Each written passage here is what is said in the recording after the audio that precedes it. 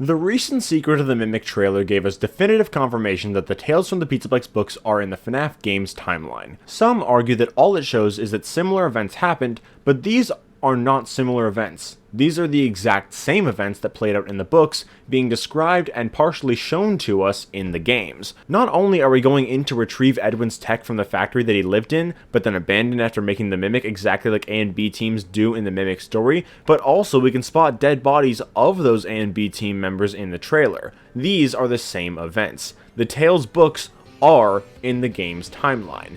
But what does that mean for the lore? Well, join me in this dive into the trailer and in the story of Edwin Murray and how it affects the story of the FNaF timeline.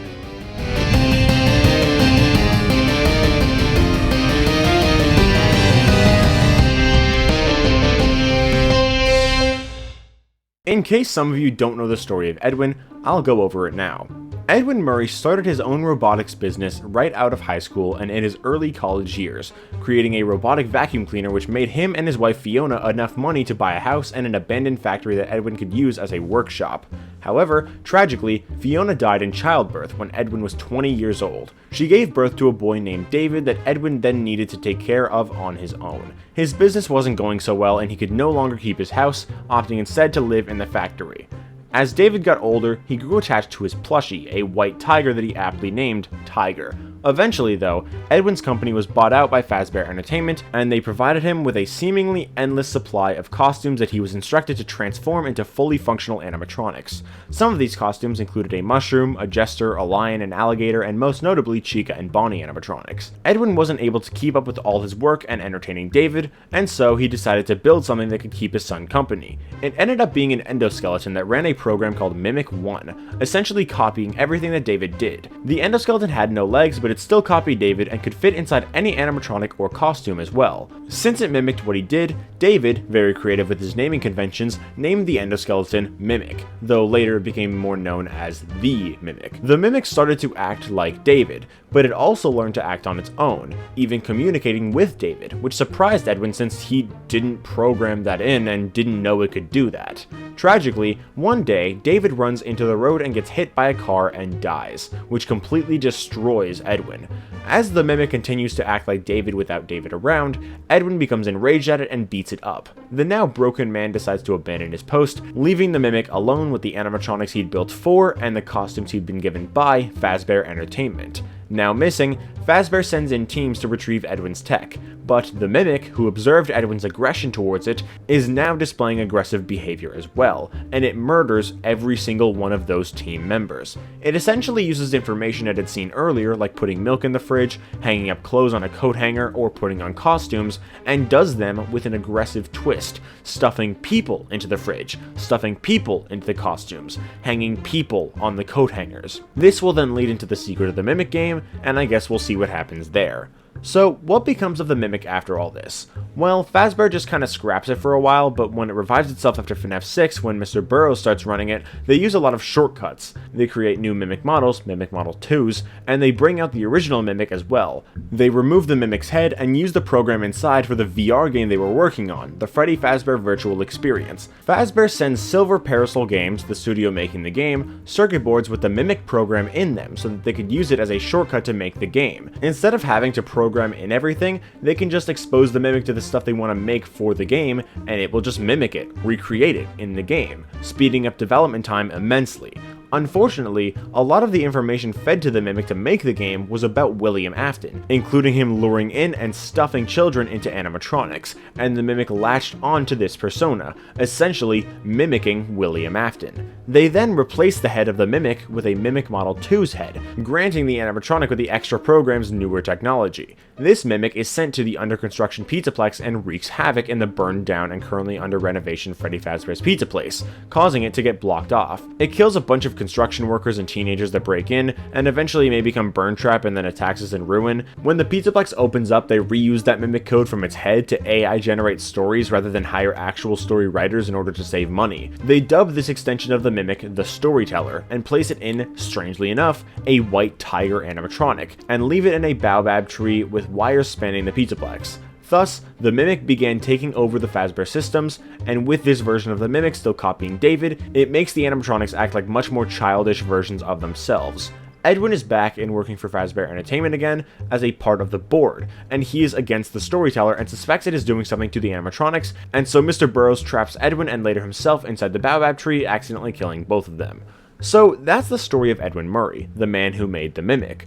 But with everything we know about him and what we saw in the Secret of the Mimic trailer, what is his importance? What, throughout the series, does he affect? Is he just here to make the Mimic, or does he actually have a role outside of that? What does he change now that we know for a fact that he is in the game's timeline?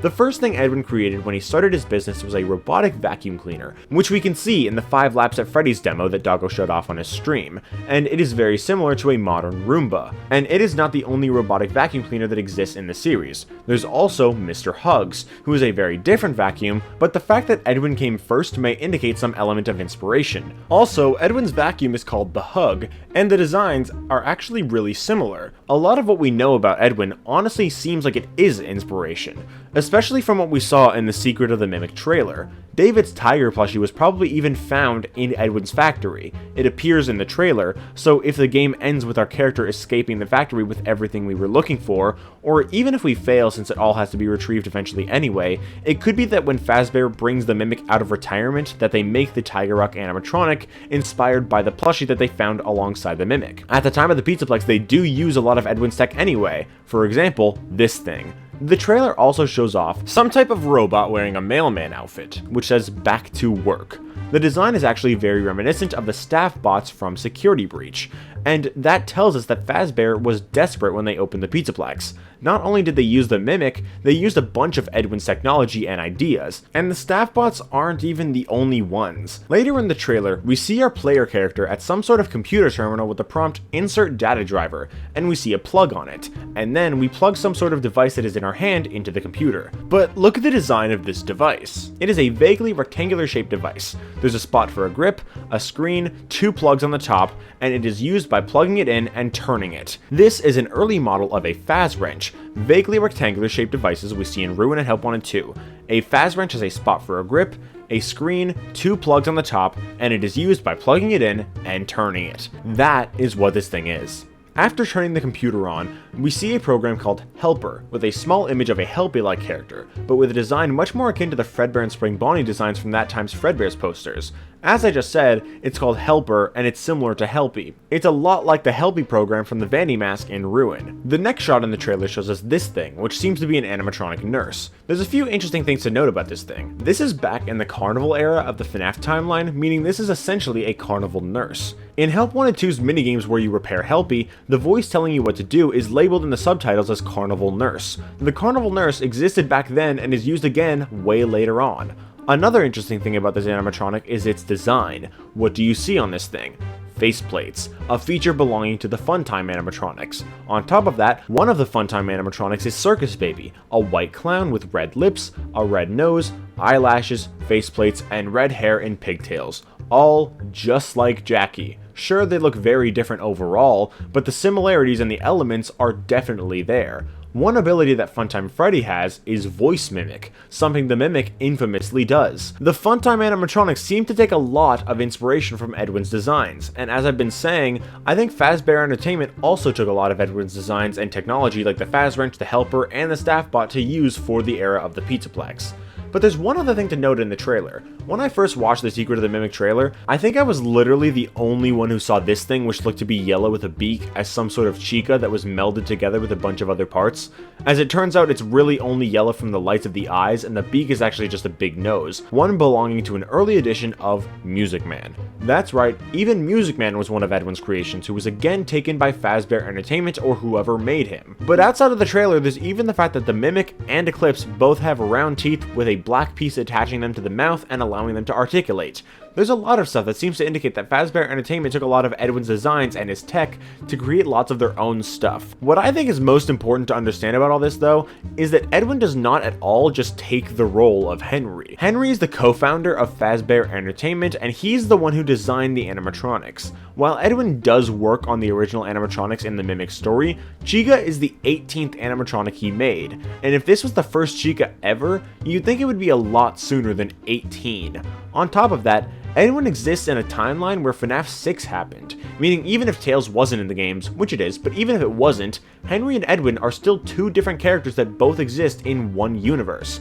Edwin isn't inventing the animatronics, he's simply producing more of the animatronics that already exist. He is not taking the role of Henry, they are two separate characters. But that's everything I wanted to talk about for this video. I hope you guys enjoyed, and if you did, make sure to leave a like and subscribe if you want to. And overall, I think this game looks great, and it's probably going to give us a lot of insight into the story of the Mimic and the Tails books and how everything fits together. Since the Mimic survived some type of fire, I'm expecting Edwin's factory will somehow end up getting burned down by the end of the game, but I guess we'll have to wait and see. I'll see you guys on June 13th.